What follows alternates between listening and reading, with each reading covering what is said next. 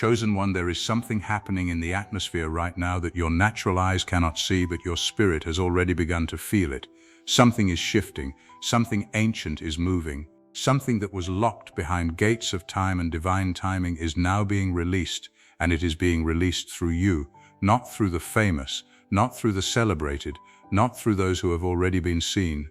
It is being released through you, the one who has been hidden, overlooked, underestimated, and misunderstood. The very one who wondered if God had forgotten your name.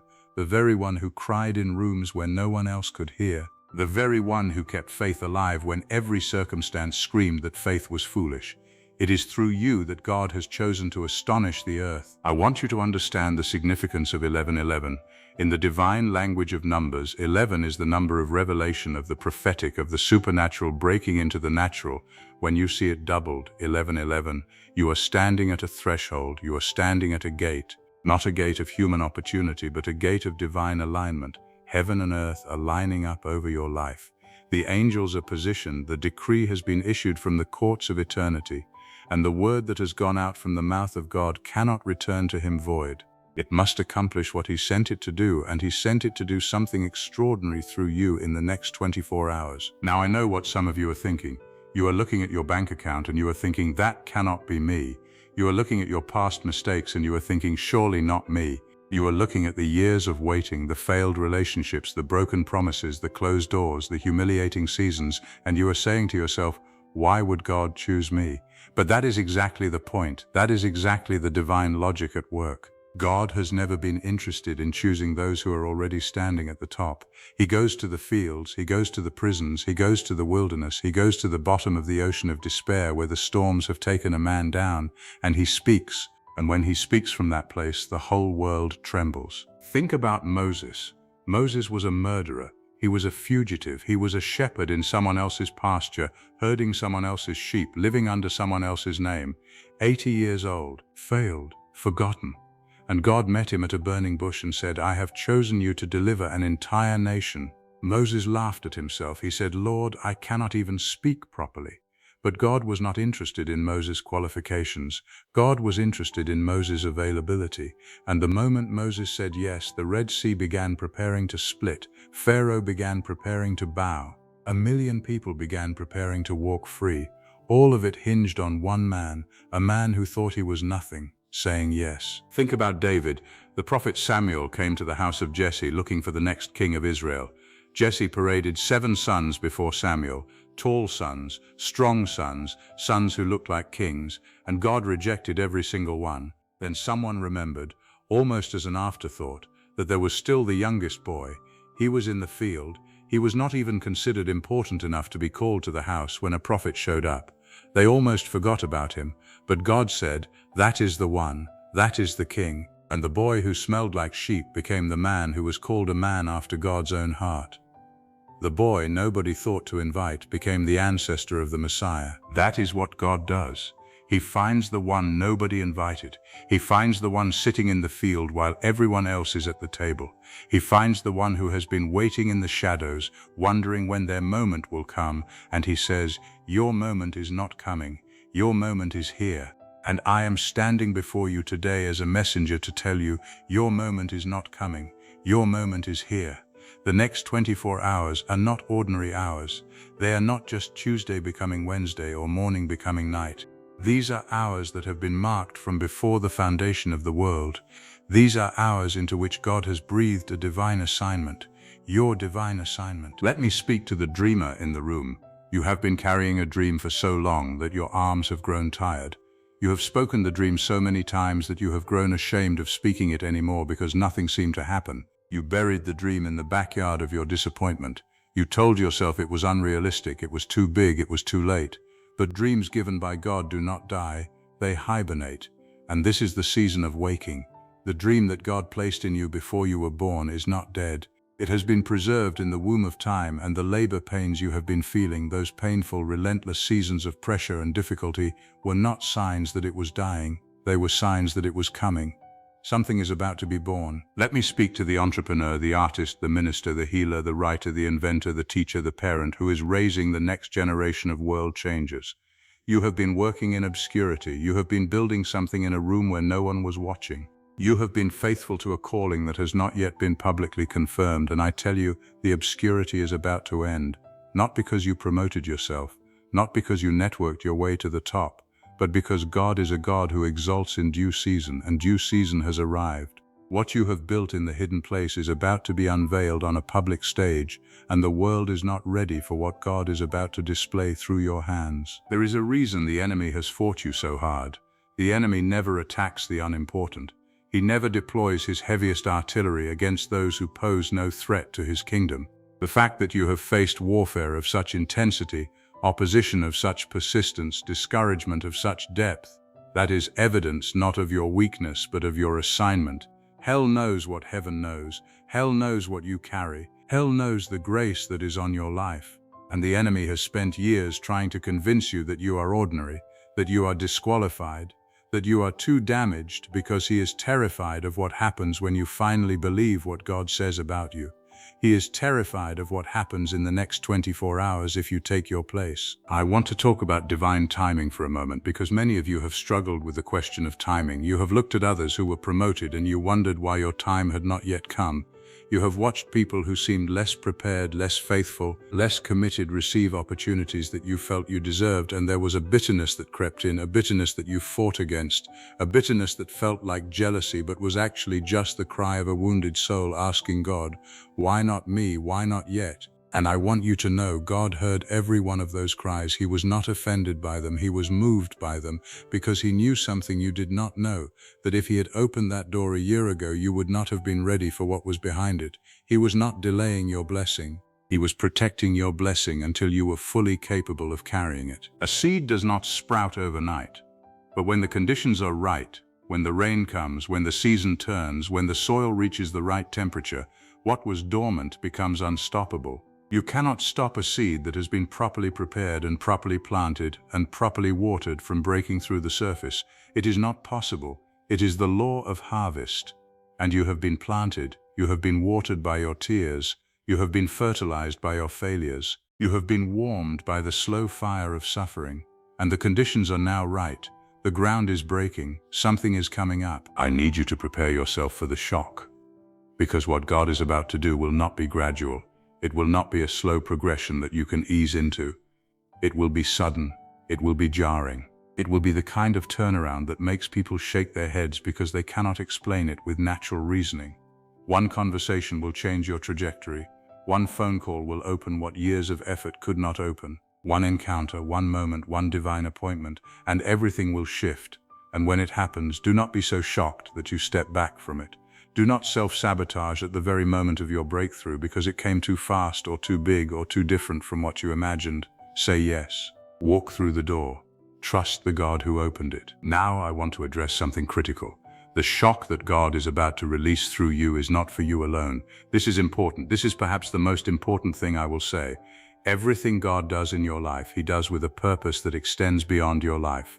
The blessing is not a destination, it is a vehicle. The platform is not a prize, it is a tool. The influence is not a trophy, it is a responsibility.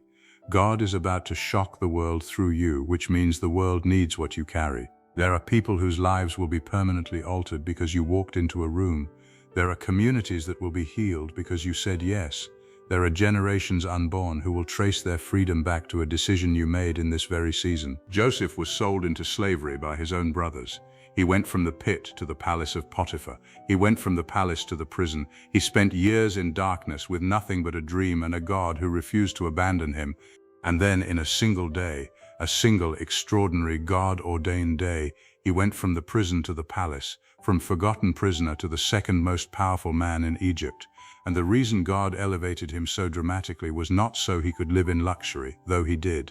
The reason was that 7 years of famine were coming, and God needed someone in the right position to save millions of lives, including the very brothers who had betrayed him. Your suffering has positioned you. Your survival has qualified you. Your story has given you the keys to unlock the chains of people who are still trapped in the very thing you walked through. I want to speak now to those of you who have been told that your time is up, that you are too old, that you have missed your window, that the world has moved on and there is no longer a place for what you carry. I want to tell you that you are not listening to the voice of God. God does not speak in expiration dates over His chosen ones. Abraham received his promise when he was 100 years old. Sarah laughed when God told her she would bear a son. She laughed because it was biologically absurd, and then she held him in her arms. Moses began his greatest work at 80. Anna the prophetess served in the temple from her youth until she was 84 years old, and at 84 she was the one who recognized the Messiah. Your age is not a limitation. Your age is an accumulation of wisdom, of grace, of testimony, of resilience, and God intends to use all of it. And to the young ones, those of you who feel that you must wait until you have more experience, more credentials, more years, more knowledge, I want to tell you that youth is not a disqualification. Jeremiah tried to disqualify himself with his youth. He told God, "I am only a child." And God said, "Do not say I am only a child, for you will go to all whom I send you, and whatever I command you, you will speak." David was a teenager when he stood before Goliath. Josiah became king at 8 years old. The disciples were likely teenagers when Jesus called them to turn the world upside down. Your youth is not a weakness. Your youth is a weapon. Your energy, your fire, your refusal to believe that things cannot change, God is about to set that on fire in a way that will make older men and women prophesy and younger men and women see visions. This is a 24-hour window. I want to be very clear about that. A window is not a wall. A window does not stay open forever.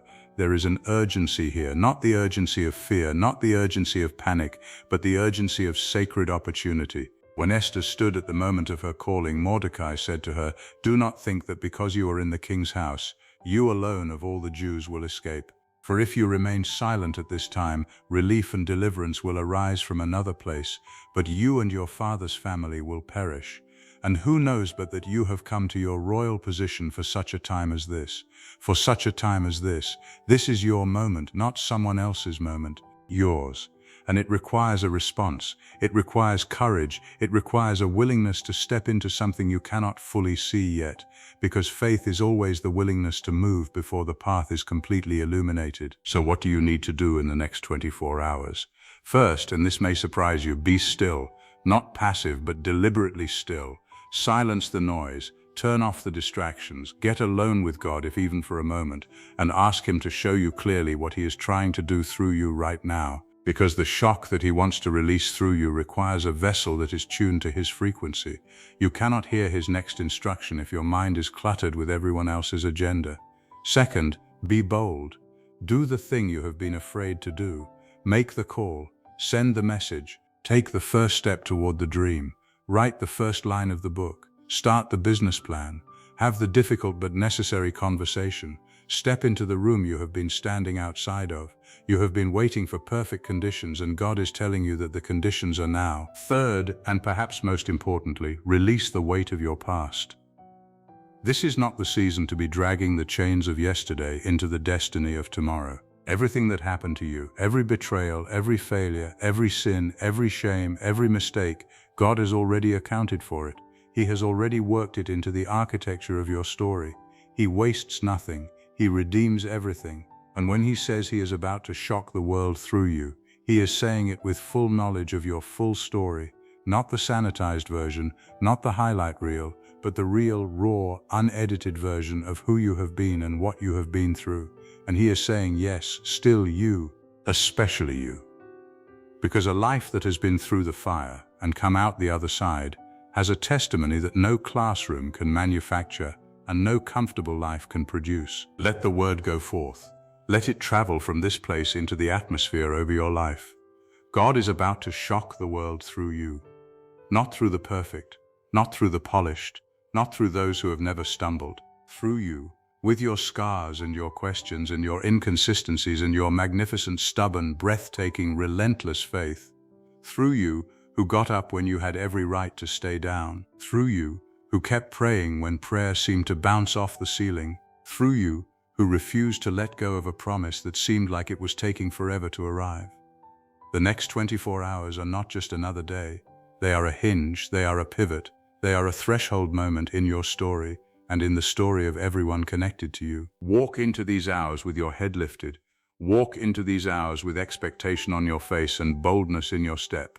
Walk into these hours knowing that you do not walk alone, that the same God who parted the Red Sea, who raised the dead, who turned mourning into dancing, who made a way where there was no way, is walking beside you, before you, behind you, and within you. He is not sending you alone into your miracle. He is going with you.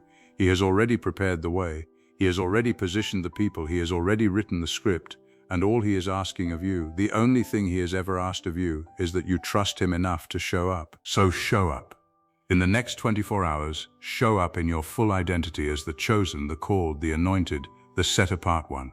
Show up and watch what God does when a willing vessel says yes. Show up and watch the shockwave travel through your family, your community, your city, your nation, and your generation. You were born for this, you were made for this, you were chosen for this, chosen before the foundations of the world, before your parents knew your name, before the stars were named and the mountains were formed, chosen by a God who does not make mistakes, who does not change his mind, and who has never, not for a single moment, taken his eyes off of you. The world is waiting, heaven is watching. The clock says 11:11. And the God of the universe is saying to you right now, with all the authority and the love and the fire of eternity behind his voice, it is time, your time. Go.